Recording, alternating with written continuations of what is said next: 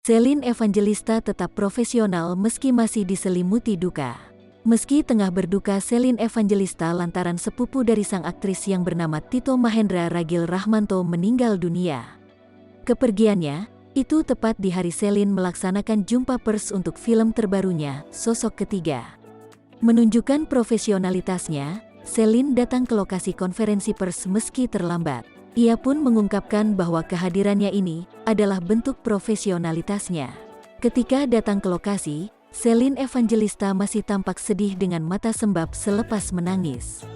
Ia pun mengungkapkan kesedihannya tersebut karena merasa kehilangan yang amat dalam. Menurut mantan istri Stefan William ini, dirinya sudah menghabiskan masa kecil bersama Tito. Oleh karena itu, ia merasa terpukul atas kepergian sepupunya tersebut.